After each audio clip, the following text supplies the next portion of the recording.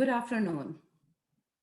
I am Sophia, Executive Director of the Interfaith Center of Arkansas, and it is my distinct honor to bring this interfaith conversation to you today, sponsored by the Interfaith Center of Arkansas and the Friends of Iman.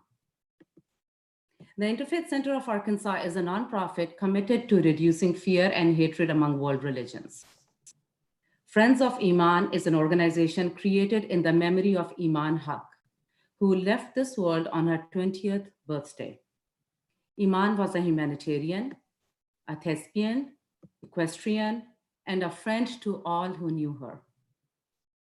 Inspired by Iman's spirit, those who knew her formed Friends of Iman with a mission of bringing faith into this world by continuing Iman Haq's altruism. Their motto is, "We all need a little Iman."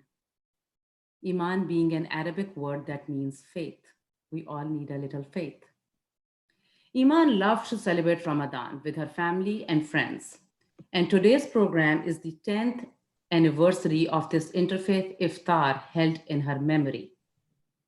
Over the years, this program has grown, instilling interfaith understanding and a show of strong support from friends in the local community to continue these conversations. Before I introduce today's esteemed presenters, let me explain what is about to happen. After I introduce our presenters, we will have 45 minutes of moderated conversation. On the right hand of your screen on YouTube, you will see a live chat feature where we invite you to post comments and questions anytime during this conversation.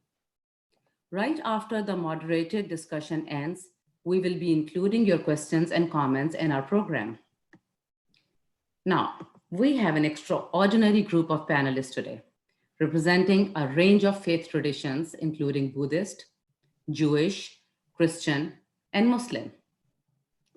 Starting with Reverend Susan Sims-Smith. Reverend Susan Sims-Smith is a Jungian-oriented psychotherapist who spent 25 years in private practice. For the past 20 years, Susan has served as an Episcopal priest. She is the founder of two nonprofits, the Arkansas House of Prayer and the Interfaith Center of Arkansas.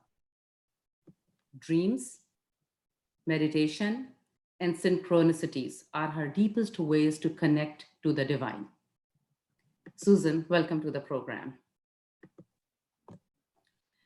Dr. Alejandro Chaoul is the founding director of the Mind, Body, and Spirit Institute at the Jung Center.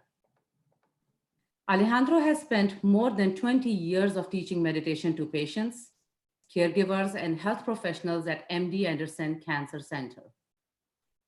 Alejandro is also adjunct faculty at the McGovern Center for Humanities and Ethics at the University of Texas. He holds a doctorate from the Rice University with a focus on Tibetan spiritual traditions. Alejandro has been trained with Tibetan monks and lamas for over 30 years. Welcome to the program, Al. Thank you. Thank you, Sophia. Now, Sheikh Kamal Al-Mekki is an Islamic speaker and a renowned lecturer in the United States and beyond the borders of our country. He currently serves as an educator and instructor at the Al-Maghrib Institute of Islamic Education, and he is also the Imam of the Clear Lake Islamic Center in Houston, Texas. Welcome to the program, Imam. Thank you, my pleasure. Now, Rabbi Dan Gordon, last but not the least, is the spiritual leader of the Temple Beth Torah of Humble since 1998. Dan is also an interfaith leader in Greater Houston community, building bridges of peace and harmony among people of different faith traditions. Dan is a national rabbinic advisor to the March of Remembrance, which is a Christian organization that honors victims, survivors, and rescuers of the Holocaust. Dan also serves as a chaplain at St. Luke's Hospital and the Texas Department of Criminal Justice. Salam alaikum. Welcome to the program, Dan. Glad to be here. Thank you so much for joining us. Will you be joining us with audio only, or will we be able to see your video as well? The host has stopped the video. There we go. Perfect. Perfect. Susan, Dan, Kamal, and Al. Welcome to all of you. Thank you. Thank you. And we also welcome you all on YouTube who are joining us from Houston, Arkansas, and whatever part of the country or the state that you are in. Together, we will examine both the challenges and the opportunities of the crises from faith perspective and explore how spiritual leaders like you all can offer guidance, support, and encouragement to all those people who are suffering. And how can we promote common good together? I am going to start with a fairly broad question. So, along with all the other disruptions to American life, this coronavirus outbreak has also disrupted our religious practices, as we all have witnessed during the last 2 months. As we celebrated Passover, Easter, and Ramadan. Religious institutions have been finding innovative ways to create community, especially for all those people who rely on them for comfort and inspiration during challenging times. So would you all please briefly touch upon the importance of community in your specific spiritual tradition of being together and of gathering in one place in normal times? And why don't I start with you, Rabbi Dan Gordon? Okay, thank you. Salam alaikum, alaikum salam. I find it to be very, very fitting at this sacred time of Ramadan and the wonderful name of Iman, who we are remembering. The Arabic language and the Hebrew language are very similar. We're both Semitic people. And Iman, as faith, is also part of the Hebrew language, emunah, which means faith, and the punctuation of the word amen, which we say to endorse what things are being said. And the importance of community at this time, it's so appropriate to think about the way of keeping Iman's life alive with interfaith dialogues like this. In the Jewish tradition, when we gather together to pray for those who've come before us, to pray for those who've passed away, part of the rules and regulations include the idea that we must have at least 10 people present because no one is to mourn by themselves. And so the importance of community, I would say, is so essential as part of the Jewish faith and part of all of our faiths. And the opportunity that we have in isolation to be able to connect electronically is very, very powerful. And so I'm pleased to be here when we say Shalom Aleichem, Salam Aleichem, the same words meaning the angelic presence of peace, that gathering together is about being together in peace. And so I thank you for putting together such a wonderful panel to bring together Christians, Muslims, Jews, and others, everyone who connects in a very special and sacred way. Susan, I would like to go to you next. Why is being together so important in Christian tradition? You know, in Christianity, worshiping together and serving together, praying together, tithing together is the part of the core of the faith. At the same time, we have a broad range of diversity of Christians. Like some Christian churches, every single person is in a community group that meets every single week with a really tight community. And then there are other Christian traditions where community is looser. So within the tradition, there's a wide range. We have all the way from the tightest communities to individual Christians that are meditating in a cave in a mountain somewhere. And in mature Christianity, we don't make a rule. Mature Christianity does not say everybody has to go to a community group every week. Mature Christianity asks you to listen in the silence for the community that works for your soul and for those around you. So community is diverse in Christianity, and we don't make a tight rule about how it must be. And we are learning really creative ways with the virus about how to keep community. For example, 2 other women and I have started meeting as spiritual sisters every Monday on Zoom. That was not something I was doing before this. And many, many people, as in all the faith traditions, are finding ways to be together with music and worship and laughter. And it's an amazing time of new possibilities. Thank you so much, Susan. Kamal, would you like to jump in at this time and talk about Muslim perspective on getting together? Absolutely. So being in congregation is so important, just like many other religions, but it's really vital to the point that we have a daily congregation. These are the 5 daily congregational prayers. We have weekly congregation, that's the Friday prayer. We even have yearly congregations. Those are the Eid, the 2 Eid prayers. So it is completely built upon people coming together and praying together as a group and interacting as a group. That's why if you pray alone, you get 1 reward for that prayer. But if you pray with a congregation, you get 27 rewards. You get 26 more. All that as an encouragement so that people can come together and interact.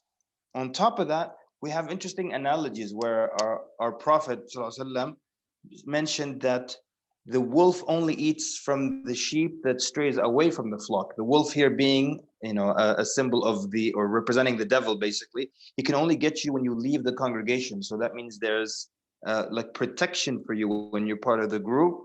And then the last point I wanted to mention is that we have a very nice tradition or a saying that the person who mingles and interacts with the community and is patient upon their harm is better than the one who does not interact with them and is not patient upon their harm. And what's beautiful is that it's saying forgive people, because if you interact when you congregate, there will be misunderstandings, there'll be miscommunications, and so people will harm each other in that sense, and it's best to always forgive each other.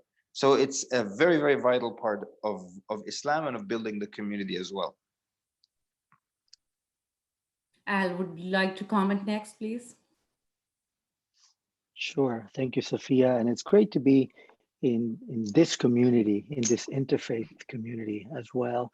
And I've been part of celebrating Iman's legacy before in person. So it's interesting to do it in this way. And exactly to your point, the actual aspect of community. So in the Buddhist tradition and the Burn traditions, we have the word Sangha, which means community, and it's very, very important. And what's been interesting in these days is that I actually have many more meetings online that I've been able to go with a body going to a location. So I just finished a meeting that my teacher had online. This morning, we had a meeting with another group. So there's been, the Dalai Lama was yesterday on YouTube as well. So there's been over and over so much in a way. And I think it's a way of reconnecting. Even they call it social distancing, but I would say there's physical distancing, but there's such a social closeness. And I think that's important. In the Jung Center's Mind, Body, Spirit Institute, we have now a weekly free meditation open to everyone, and we call it the power of community. It is very, very important. And you mentioned about these festivities that we just passed. And so besides being Buddhist, I'm also Jewish. And so and my family is in Argentina. I have part of the family in Spain. So we did a Zoom Seder, So some people were in one place and the other, and each one had what they could. And we celebrated in that way. And it was beautiful. In fact, I have to say, for some reason, I could have done it before because they are there and I'm here. But for some reason, this kind of prompted us to make us do that. And it was beautiful. So sometimes it's kind of thanking the difficult situations because it makes us kind of go deeper in a different way and look for different solutions. This is beautiful. You all spoke about the need of the community, the importance of the community, the protection that the community offers. So thank you so much for sharing that. Now, right now we're in precarious times. And I want to move quickly to the basically just an essence of our conversation today, which is that a lot of people within our communities who are not able to get together are suffering in so many different ways. physical illness, food insecurity, loss of jobs, isolation, loss of purpose. And to many people, this suffering seems unjust, pointless, and even unfair at times. So, this public health crisis and the financial crisis on top of that is leading some people into a spiritual crisis as well. So, coming from your own specific faith perspective, is there a meaning and purpose in suffering in your tradition? And what are some of the resources that your faith offers to help people cope with this suffering? And I would invite whoever wants to go first on this one.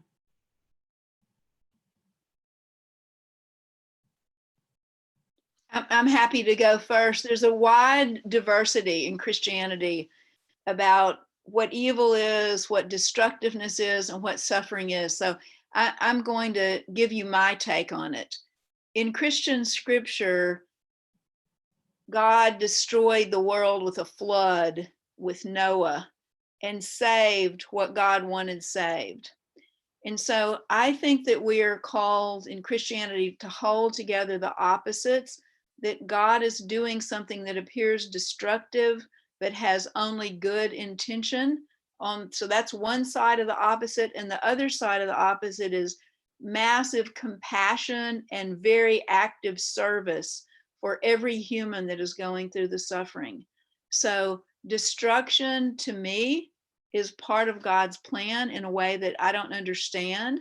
And I think part of what we have to do is have a lot of notice of every good thing that we see that is coming out of this, but also a lot of humility that we are not wise enough to understand why God has created a planet deliberately and intentionally where there could be this kind of suffering. So humility, holding the balance between destructiveness as a transformational form like Shiva in Hinduism, with massive compassion to serve.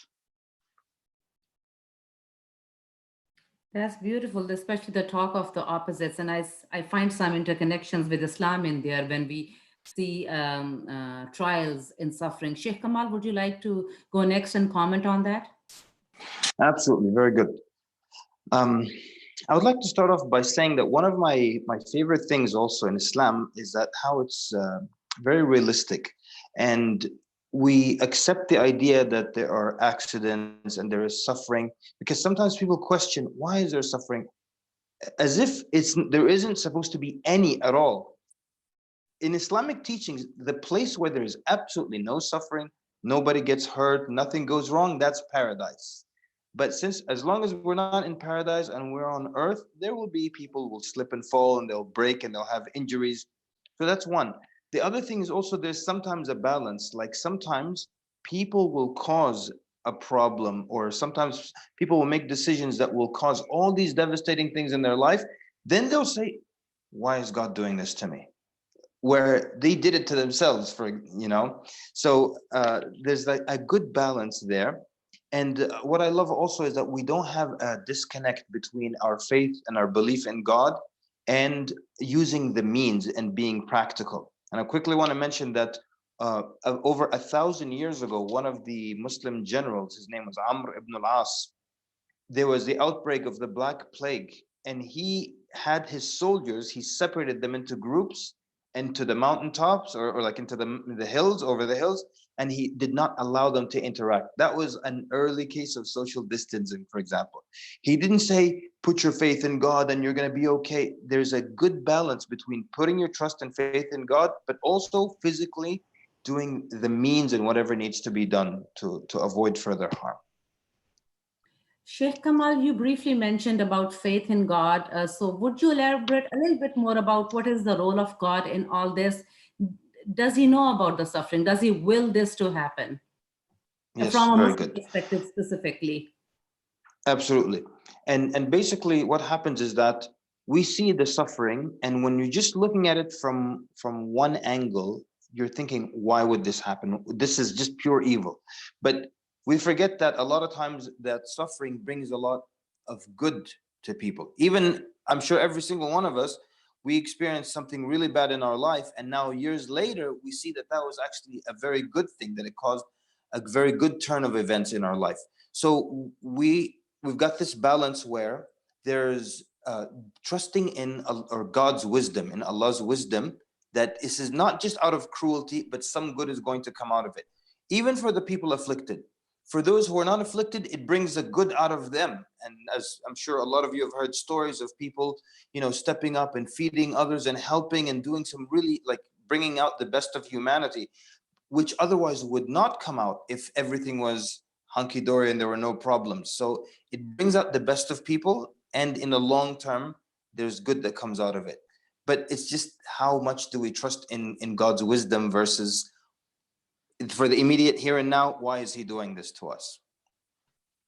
Humility and trust and wisdom. So Dan and Al, would you like to jump into the conversation? Sure. So in the Buddhist, and a little bit like what Susan said with Christianity, sometimes we say in Buddhism this way or that way, but actually there's many different ways. So I'm going to talk in my little understanding of it.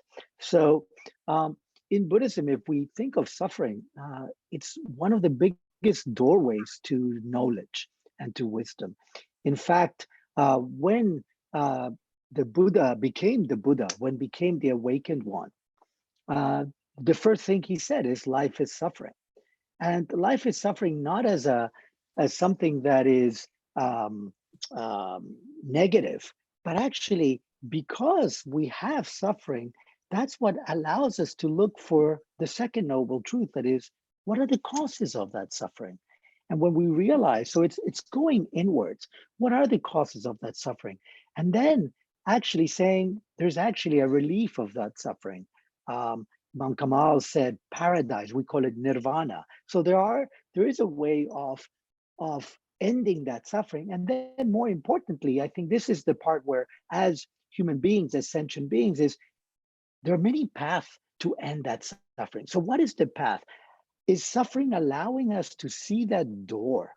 When we realize that pain, can we realize that it's not just running away from it and trying to get, but really take a moment to come in and see it as a possibility of coming inwards? And Sophia, you mentioned the word meaning. As we connect inwards, in whichever spirituality that is, the word meaning, the understanding that as we go inwards, with the support of your spiritual tradition and your community, that you can go inwards and connect to that meaning, there's something that clicks, there's something that opens up. And I think a little bit like what Kamal was saying, those are the possibilities that we see, that at the beginning, suffering seems bad, and we don't wish it to anyone. And at the same time, when we're in it, because it's unavoidable, it's a sense of both, a sense of connecting, a sense of compassion to ourselves and compassion to others.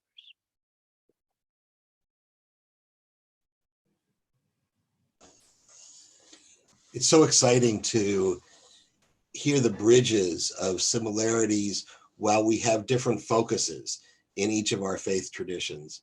The Jewish people, as you know, are no strangers to suffering. Our very existence started really with the Exodus from Egypt, the hundreds of years of suffering as slaves in Egypt, which in Hebrew is called Mitzrayim, which means a narrow place. And to come out of the narrowness, where we think of it as both the narrowness of the restrictions and the narrow-mindedness of those who were afraid, into the mystery of the wilderness, where we receive the 10 Commandments. And that is really the beginning of a peoplehood, starting with suffering. And our Torah, the most repeated commandment of all the rules and regulations in the Torah, the most repeated one is, you shall treat the stranger as one of your own, for you are strangers in the land of Egypt. That it's because of our suffering that we know how to treat one another. And as Alejandro said, it's not that we wish suffering. And it's not that suffering is good, but it's necessary. We would not understand light if there wasn't darkness. The opposites that Susan spoke about, the what Alejandro spoke about in terms of the opposites as well, in terms of what is the cause of the suffering. Well, once we read the cause, we understand that we're taught that when we have suffered, that is to teach us how to treat others. For we are to treat others not the way we were treated, but the way we would have wanted to have been treated. And if I may, we've touched a little bit on paradise, and heaven and hell are not as clearly defined in Judaism as in some of the other faiths. But if I may just extend one little tidbit about my own understanding from a story I heard as a teenager, where there was a man who was trying to figure out what's going to happen at the end of life.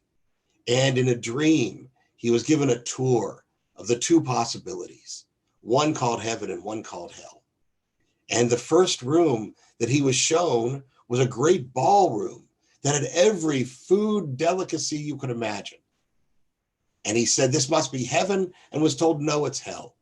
Because when he looked at the people, they weren't able to feed themselves because they had no elbows. This was hell. The food was in front of them. They couldn't serve themselves. No elbows. They had a fork. They had a spoon, but they couldn't reach the mouth. So then when he went into the next room, he was looking for something different. He saw the same ballroom. And he was wondering, could this possibly be heaven? Do they have elbows and they can feed themselves? No, they didn't have elbows either. The same predicament.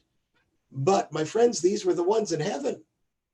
They had learned to feed each other. So suffering helps teach us how to move past the suffering. Suffering is the thing that we must do in order to understand how to give our hearts to others. That is so beautiful. Did any one of you want to respond or comment on what you have heard from the other panelists, or offer any other resources from your scripture or tradition to the audience out there who are listening to us on YouTube? I think in addition, go ahead. Go ahead. No, please go ahead. I think in addition to feeding each other and helping each other, in suffering, there can be a deep purification of thoughts and beliefs that we have stored in our unconscious that are absolutely not true. And it's an ongoing purification and an ongoing washing and an ongoing cleansing. That's part of why I love dream work, because that brings it up. But there's nothing like a nasty bout of suffering to show you where your thinking is polluted. And the divine is always trying to take us more deeply to clean out perceptions that are inaccurate and that are not about love. Al, you wanted to say something? Yeah, I love that story, Dan. That was beautiful. And it reminds me, in the Buddhist tradition, we have this aspects that wisdom is one wing and the other one is compassion, and that you need both in order to fly. And that in that case, when you're like in that second room, they had both because they understood the suffering of each other. And because they understood, they have compassion. And that's what brought them into being able to find a way to help out by feeding each other. I think it's such a beautiful story. I hadn't heard it before, but it really warms my heart. Thank you so much. So I just wanted to add that if someone doesn't believe in the next life or in an afterlife, I can understand why suffering would seem like so maybe even cruel, for lack of a better term, because it's only one life and then this is what you get out of it. But believing in a creator that is fair and just entails that there must be reward and punishment, that there must be retribution, that those people who did good their entire life, they must get some kind of reward for doing that good. And otherwise they'll be going to the same place. And that's why for Muslims, the fact that there's suffering, that becomes easier because we believe in the next life, where the suffering becomes an expiation for your sins, where the suffering raises you in rank in the next life because you went through a lot of difficulty. So God is not going to let you go through this difficulty and then there's going to be no reward, no payback, nothing for your patience. And that really does make it easier for people to bear through and to understand suffering here on earth. Yeah. This is such a beautiful aspect of interfaith work, that we discover connections among our different traditions and scriptures, but we also, and the commonalities, at the same time, we also see differences in our perspectives. And that makes this discussion so much richer than it would be if we were all believing in the same thing. So you all talked about suffering, and we are witnessing moments of great pain in our country right now that people are going through.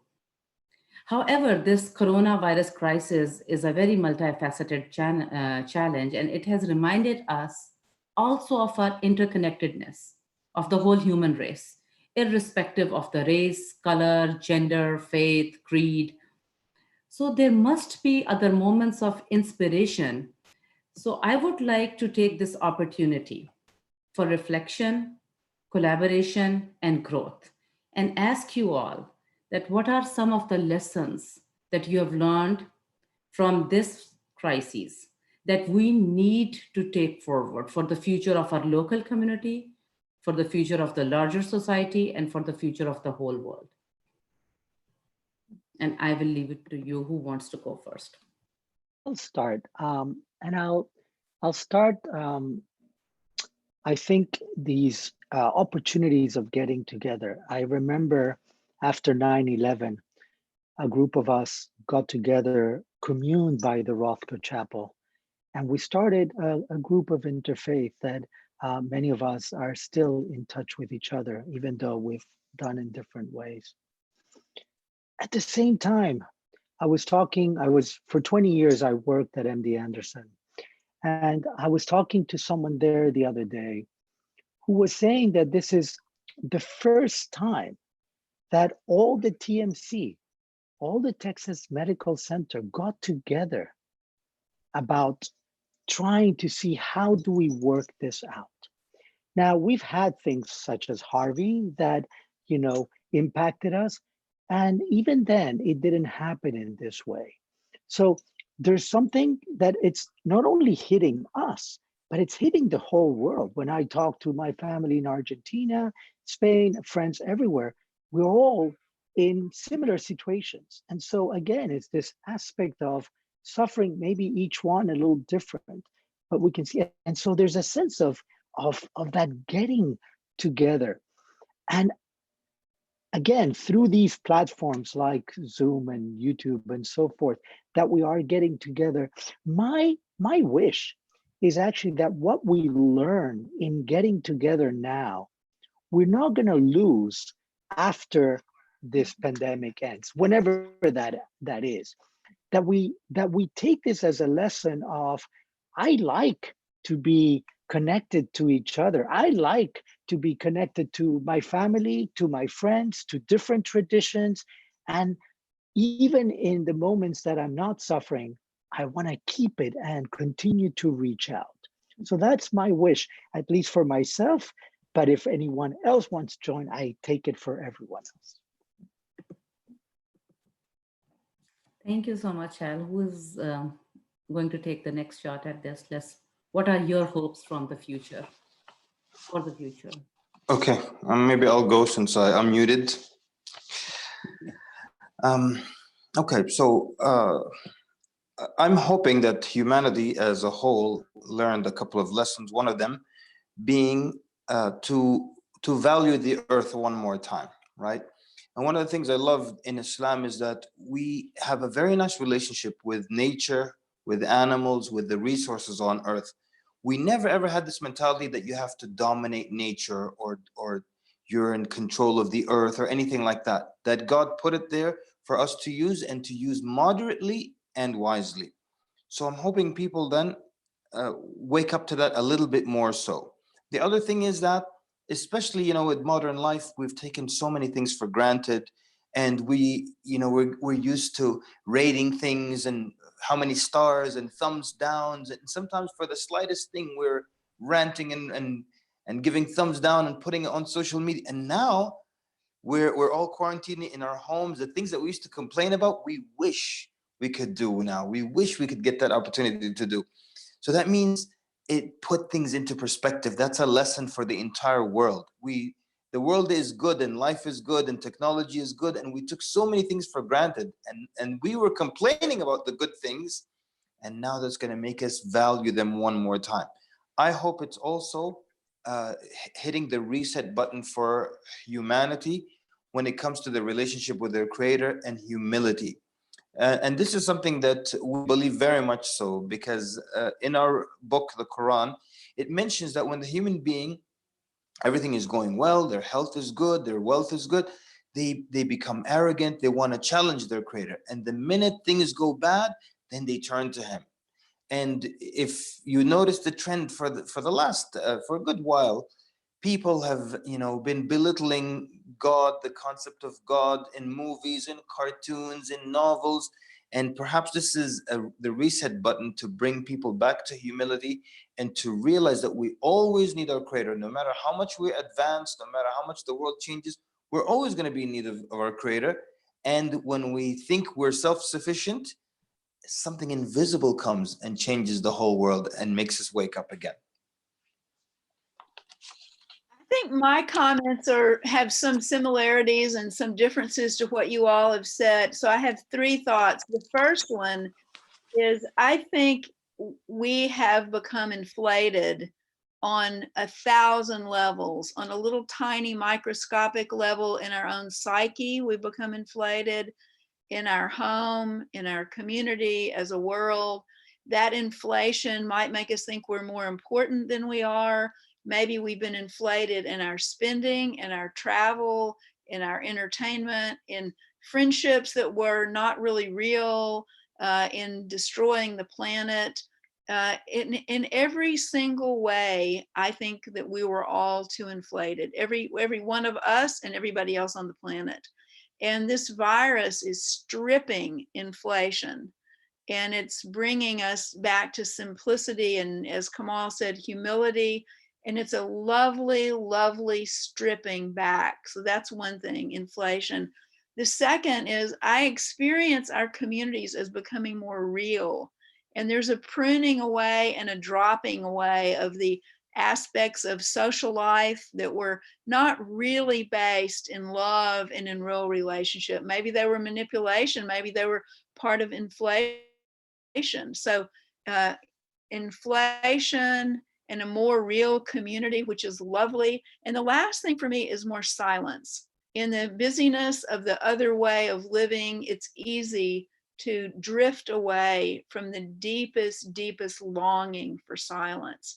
And during a time of suffering and a time of this much change, I have been driven, and most of my buddies have been driven, into a longing for more and more hours of silence, to sit in the presence of our Creator and to be transformed by that love. So inflation, authentic community, and a hunger for silence. There's such a smorgasbord of things that we are experiencing. The question was about what have we learned and what can we take forward? And there's such a mixture of it. And it reminds me that nothing is all good or all bad. There have been some real blessings of this. And Kamal, when you say we long for certain things, I find myself longing for traffic. Why am I longing for traffic? Usually on a Friday, I fight traffic to go from my home to my synagogue. I've got meeting after meeting after meeting. It's a very, very frustrating day leading to the evening worship when everybody wants to talk to me. It's so frustrating. And now, instead of driving through traffic and spending all day at the synagogue and having meeting after meeting, I spend 1 hour on the computer. And that's even more frustrating because I don't have the personal connections. At the same time, I have other opportunities. My parents in Pittsburgh have come to some of my Zoom programs. They're never able to come to my programs from 1,000 miles away. From this very program, when my Buddhist friend Alejandro mentioned he had Jewish roots and he's from Argentina, in the chat room, we just found out that we both share a very dear friend who's in Argentina. I also found very early on that there were people who are, and I think this is the key to what I'm learning and what I'd like to move forward with, is about the individual. That we have had individuals, my synagogue is located in Umbel, which is hardly the heart of the Jewish community.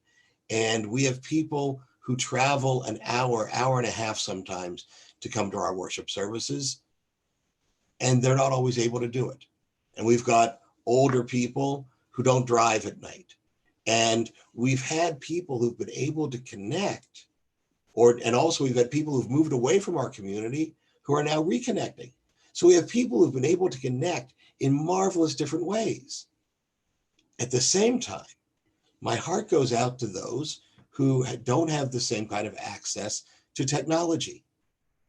And so how to mix up the good and the bad? How do we, once we are back able to be together and shake hands and hug and be in community together, how are we able to continue to reach out to those who aren't able to physically be present and make sure that they have the access?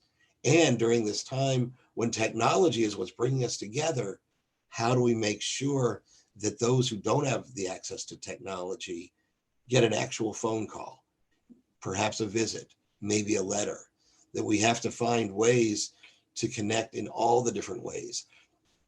I get more people attending my Sabbath services on Zoom than I did in person. And yet I can connect with more people, but I can't connect with them as closely. And so this is our learning time to find, perhaps this is our wilderness. This is what we would call in Hebrew, Bamidbar, the wilderness between the persecution of Egypt and the freedom of the promised land. We know that once we get to the promised land, nothing's perfect there either. We have to work and we have to struggle for everything we have. And we have to make sure that the individual, I love getting involved in the interfaith work and learning from others, and not part of my tradition or my Bible, but one of the things that I've learned from the New Testament, when Jesus says, when you care for the least of humanity, you're caring for me. Susan, I hope I've quoted that almost correctly. Beautifully. Matthew 35? I don't remember. Okay, but somewhere around there. It's in one of those gospels that's named after a human, Matthew, Mark, Luke, or John. That we all have something to learn from each other, and this is part of what this Zoom thing has helped us do. But let's also make sure that we are able to keep that person-to-person human contact viable.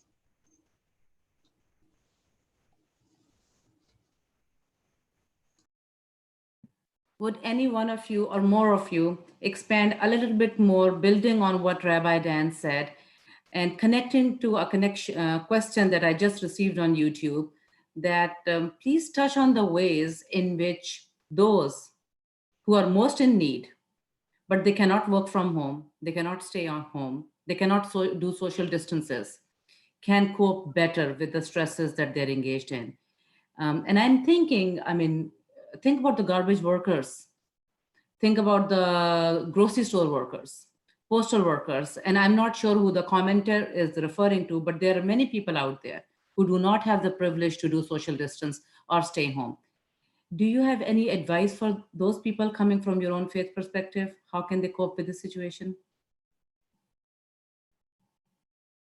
Any techniques or skills I that they think can it's a very practice? important question, and I think I would do it from two sides. So one is from the community side to support them, and one of the things we always do in our practice is we have the intention that what we're doing, it's not just for our benefit, but for the benefit of everyone. And in particular, now we've been doing this more and more. The gratitude that we have for those people. I mean, they are in this situation, as you say, or as the person who asked the question said, they they don't feel they have a choice. They have to be there for one reason or another. In the same ways that we have so many healthcare providers that are in the front lines, and they have to be there, and all of them are doing a great job. And I think, first of all, going back to something, Sophia, you said earlier about meaning, I think the meaning of these jobs have taken such an importance. So all these jobs that we didn't think of them maybe to be that important, now they're so important. From, as you said, from the person picking up uh, the garbage to the person in the supermarket, everyone is so important to us. And this is, I think, sometimes something that we need to reflect in daily life. That for example, when we do a retreat, and Susan was mentioning silence, that opportunity that some of us have of doing that, but then we have it because others are helping us. Maybe there's a cook that is helping us. Maybe there's someone who's helping with the place and so forth. So from the community to really be grateful and support them, from the individual's perspective of connecting to the meaning of what they're doing, and at the same time, to be safe, to really take that as important as it is, because their life is important. And as they go and interact with others, do it as a safe distance, take care of yourselves, because then you're also interacting back to your families and so forth. But do it not from a place of fear. Do it from a place, find trust, some practices that can, what we would call in the Buddhist tradition, kind of dropping in, getting out of the monkey mind and going more into your home mind, into your heart mind. And there connecting to the deeper part of yourself, which is also where you connect to your spirituality. And maybe before you go to work every day, do like a little cleanse of breathing, connect, and then engage. And even as you do your, wash your hands or use the hygienic gel, or whatever you cleansing with, it's a moment of cleansing your mind, cleansing your heart, and being totally there, present with that, and knowing how important what you're doing is, not just for you, but for the whole community. Thank you, Al. Thank you for your words of wisdom. Dan, did you want to comment on that? Yes. Once again, it's a wide variety of populations we're talking about. On the one hand, it's those who are continuing to go to work and providing for us, whether it's a grocery store or a hospital or a driver. And that starts with individual gratitude. And, it's such a difficulty for me personally that people can't see my smile when I go out wearing a mask. And that's part of how I communicate. I smile to people. And so giving that extra word of gratitude, simply, thank you for being here. Appreciate the fact that you are doing what you need to be doing. But the other population that we need to be very concerned about, which is more difficult, is those who are truly isolated, who aren't connected to the technology, who aren't connected to the ways to connect. And I think that our world has come to a place where strength seems to be demonstrated by being able to take care of yourself. And the more we can encourage the strength of being able to reach out and ask for assistance. If you indulge another brief story, which I'll abbreviate, about a boy who was so eager to help his father. His father sold fabric in a marketplace, and as they were driving in a wagon, there was a big boulder that got in front of them, and they couldn't get past it. And the child leaps out of the truck, and he says, "I'll take care of this, Father." And he tries pushing the boulder, and he tries this technique, and he tries that technique, and he's tried 4 different techniques, and each time he is unsuccessful. And he says to his father, "I can't move it." His father says, "Have you tried everything?" And he thinks of another idea, and it doesn't work. And he says, "Have you tried everything?" And finally, he's given up every kind of technique, and he says, "Yes, I've tried everything. What haven't I tried?" And his father said, "Have you tried asking for help?" And here's the thing that we need to encourage, that it is no sign of weakness. It is a sign of strength to ask for help. And we have in our tradition what's called a mitzvah. A mitzvah is a sacred obligation. And we have so many people who want to do a mitzvah, who want to do a kind deed for others, to let people know that it is kindness to receive kindness, to allow somebody else to help you. And that's not an easy one. I'm not saying this is an easy thing to do, but to encourage those who are feeling most alone, that they can reach out. Sophia, do we have time for one more or no? You can comment on it briefly, yeah. But in addition to the beautiful things that have been said, I think that we are uniquely situated to hold for people that are suffering a kind of radical hope. So in addition to physically helping them and teaching them cleansing things and showing up in gratitude, I believe, as most of you do, that every suffering has meaning. And sometimes when the person is suffering the most, they cannot see the meaning at that moment. And we can be the holders for our faith traditions, that at some point in their journey that the divine will show them, if they cannot see it now, they will be shown at some point the meaning in their suffering. So we can give them the gift that we will hold hope, that they will know and understand the blessing of their suffering someday. Hope. Kamal, did you want to comment? Yes, thank you. Even though, yes, I do agree with everything that was said, and instead of wasting time echoing that, I would like to add a very nice or maybe very interesting point, and that is the people who are doing their work, going to the grocery stores, the garbage collectors, the truck drivers. If truck drivers stop, everything will collapse. We'll all starve, right? So one thing that made me realize, these people, they're unsung heroes. They really are heroes. And even though people in the medical field, they do deserve all the thanks and praise, and they've been praised a lot. But I personally have not heard, like on the news, anyone praising the garbage collectors. Imagine they stop, what would the city look like? So then what can we take from that? I think a beautiful point is that we learned that everyone is valuable and everyone has a place in society. It's not just doctors, it's not just politicians and movers and shakers, but it's even that very simple person. And there's one of my teachers used to give this analogy. He said, if you have this beautiful hall room and you're doing, or ballroom, and you have all the best brain surgeons in the world, they're discussing some very intricate issues, and then suddenly a pipe bursts and the room starts to flood with water. At that moment, even though you have 200 of the world's best brain surgeons, the most important person in the world to you is a plumber. So maybe we can value each other more now, no matter what we do in society. Absolutely. Thank you so much for bringing that up. You know, historically, pandemics have forced human beings to break away with the past and imagine their world anew. And I don't think this one is any different.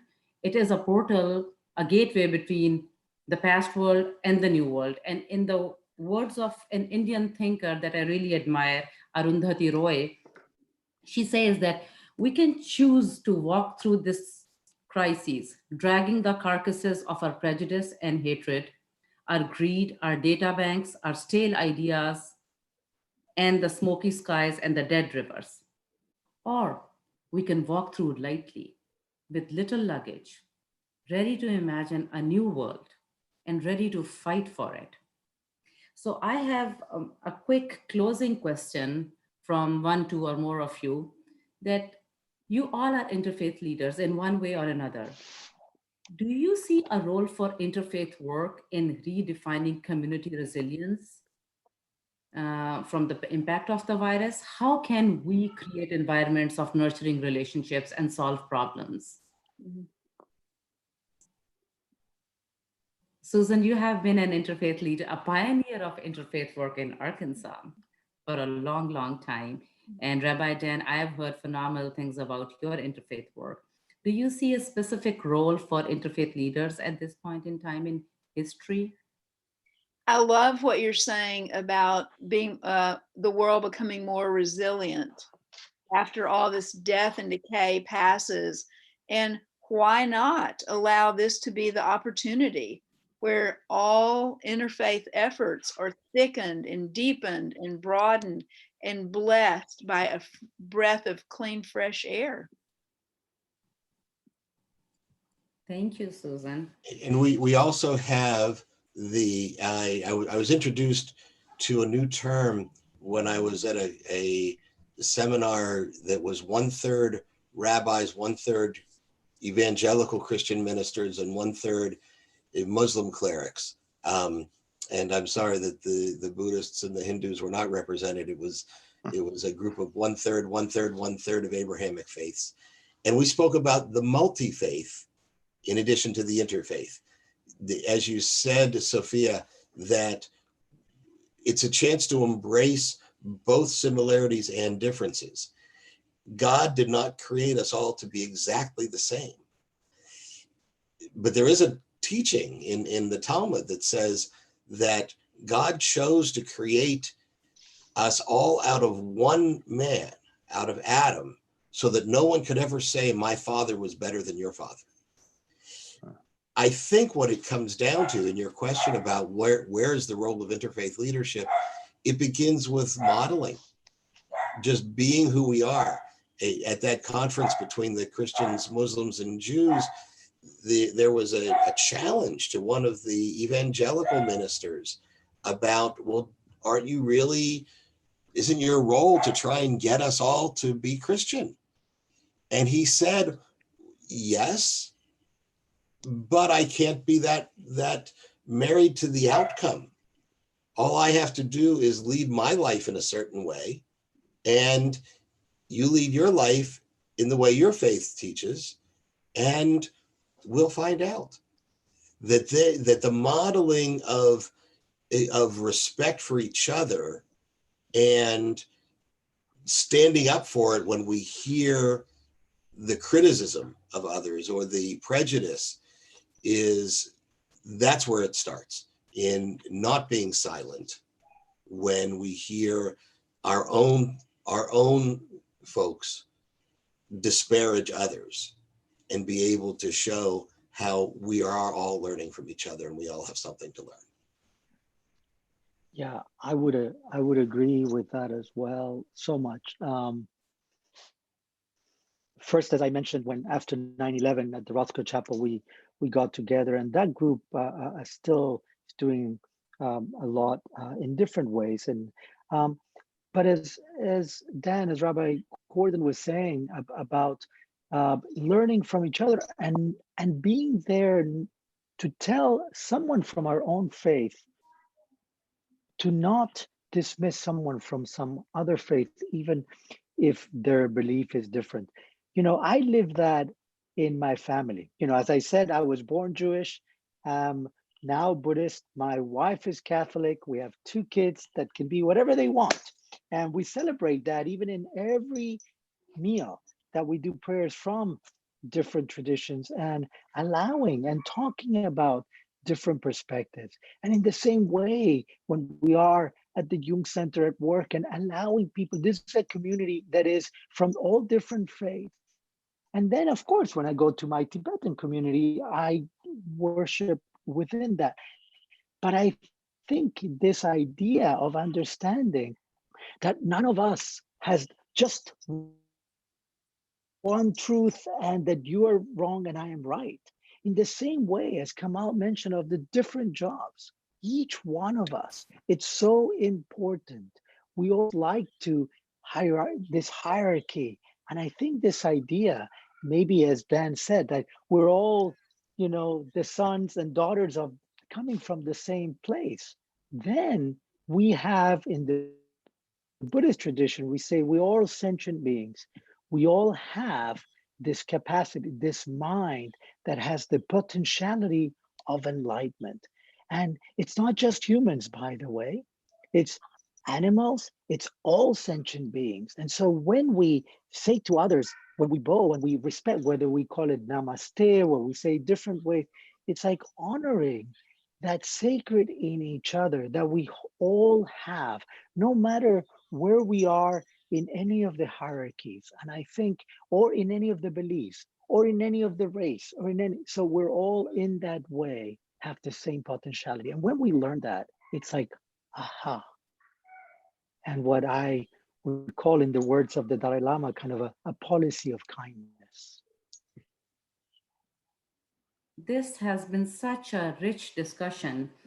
Some of the words that I heard from you all, which I would like the audience to take with them, is connect, wisdom, compassion, humility, sacred in each other, valuing the earth, knowledge, trust, service, humanity, kindness, help, community, silence, and most of all, gratitude. I thank each one of the panelists for your generosity and time in offering your wisdom today. Now, Friends of Iman has a tradition to collect donations at this event annually and make an offering to a local charity of their choosing at each one of these interfaith iftars. So all of you who are listening to us on YouTube Live, we are requesting you all to make a small contribution in Iman's name to a charity of your choosing within this blessed month of Ramadan. And Ramadan stays till Sunday, May 24th. So you have one more week to make that small donation if you choose to. Do not forget to like Friends of Iman on Facebook so you can stay updated with their programs in future. I want to give a big shout out to the organizers of this program who have worked hard for this event, but they wish to remain unnamed and unseen. Before we close, all of you mentioned prayer and silence in one way or another. So as we wrap up, it seems befitting that we close with a prayer. And the other thing which I felt today is I felt a lack, I missed the Hindu presence in this room. So I'm going to ask my dear friend Susan for you to close us with a prayer and bring in the Hindu energy in this room. So the tradition is with us here. So before I pray, I'm a deeply committed Christian with a Hindu spiritual teacher in India. So I've made my 18th trip to India in the last 10 years. So I'll do a prayer and then I'll close with a Hindu prayer. O Holy One, we give you thanks for the joy of being together, of listening, of learning, of growing, of being transformed by your love. We trust that you have so much more planned for us and for our world.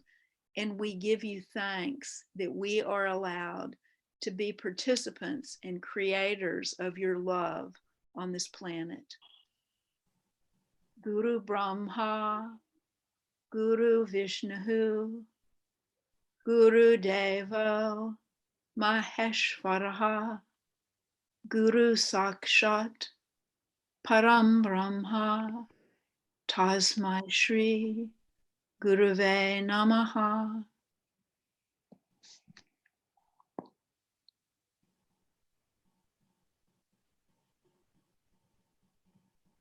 Thank you again to each one of our panelists.